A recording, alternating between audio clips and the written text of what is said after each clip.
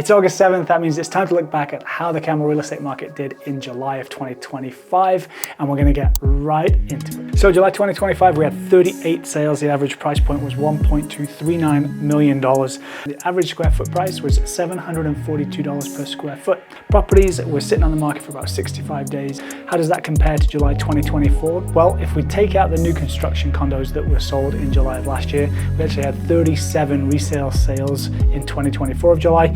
Average price point back then was 1.409. So average price point month over month is certainly down this year over last year.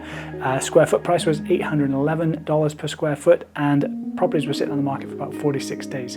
So properties in July this year were sitting a little bit longer on the market and just down slightly in price, but because there was only 38 sales, that's going to be skewing that average price point, and that's why we look at average price point more over a quarter or a yearly event in Canmore because of the lack of sales on a monthly basis. How did those sales break down for the month of July? We had 8 single family home sales for the month at an average price point of $2.305 million or $846 per square foot, and they were sitting on the market on average for 58 days.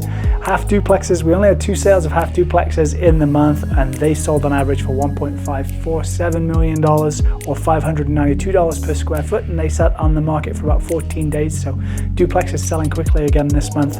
Townhomes, we had 7 sales for the month at an average of $1,013,000 or $674 per square foot, and they were on average for about 54 days. Apartments, 10 apartment sales for the month, $756,000 was the average price point or $680 per square foot, and they were sitting on the market for 52 days. Hotel condos, we had 5 sales. 3 of those were actually fractional sales, so that's brought the average price point down to $458,000 as an average price point for July, or $661 per square foot. They've really dragged that price point down.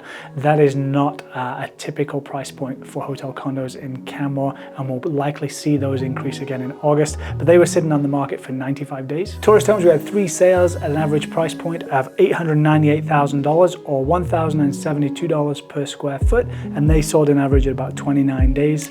And then we had 3 land sales in the month of July, something we haven't seen for a while. The average price point for a piece of land in Canmore in July was $1.968 million, and they sat on the market on average for 181 days. As we move into August, August is typically one of the quieter months for us, as most people are already on vacation and just hanging out in Canmore, having a great time visiting the mountains. We're currently still sitting at about 139 active listings, which is very similar to last month, and we seem to be hovering around that point right now.